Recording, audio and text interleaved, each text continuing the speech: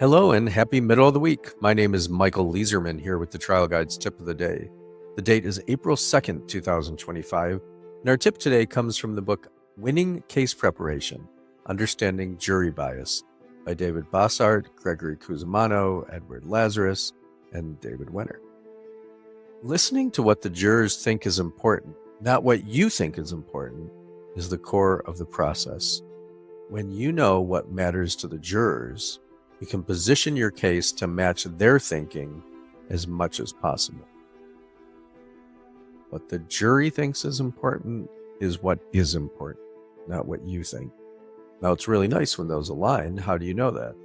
Well, that's why we do focus groups, to figure out what's important. And even beyond focus groups, what about the jury that is actually seated in your case? Listen to them. The best example I can give of this was a case I tried, let me think, it must have been in the 2000s, maybe 2005 or 6, something like that.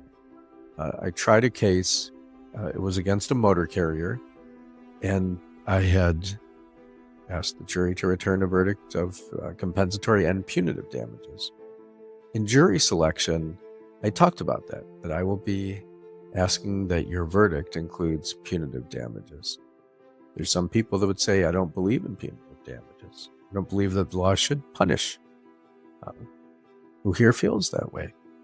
And I remember there was a nun in the back who raised her hand and said, I don't think the law should punish. So you don't think there should be any punitive damages at all? And I'm asking for punitive damages, so what do we do with that? He said, well, it would have to be very extreme. I said, well, the law, you're going to hear the judge tell you something like, to a clear and convincing standard, that there has to be recklessness, right? A conscious disregard of the safety of the public. She said, well, it would have to be most extreme for me to find punitive damage. All right. I think the men on each side of her chimed in and said, I agree with the sister. I kept them all on the jury. I kept the nun on and the two people around her. And I heard what they said, and I understood where it was coming from. I didn't necessarily disagree, even if it's not what the law says. I understood where it was coming from. So when I would question my expert, the defense expert, in closing argument, I would say, now this motor carrier with all these violations, with these hundreds of violations, and they knew that this was against the law, that was really extremely reckless. That was the most extreme type of recklessness there could be, right? Look over to that part of the jury, the sister and the two men around her. Isn't that right? Now, that's not what the jury instruction said at the end. The jury instruction said, was there a conscious disregard for the rights and safety of the public? Okay, I get it. And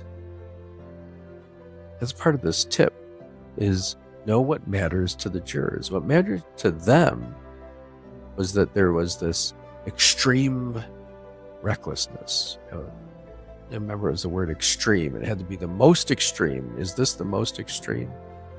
And that jury returned punitive damages, compensatory and punitive damages. So figure out what's important to the jurors. That's one example that I've encountered.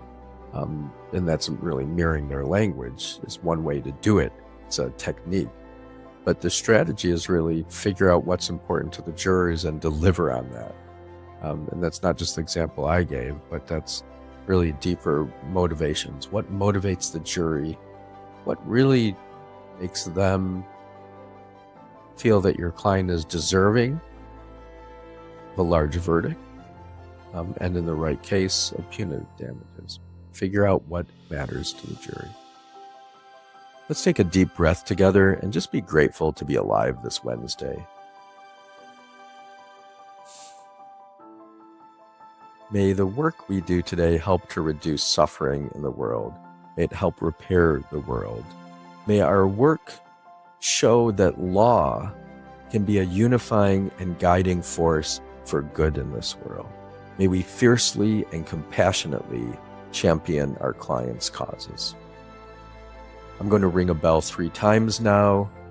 Let this sound take you to a sacred place, whether that be a place of meditation, of prayer, or just let the sounds wash over you and remind you, it's Wednesday, wake up, go out, do good things, and have fun while you're doing it.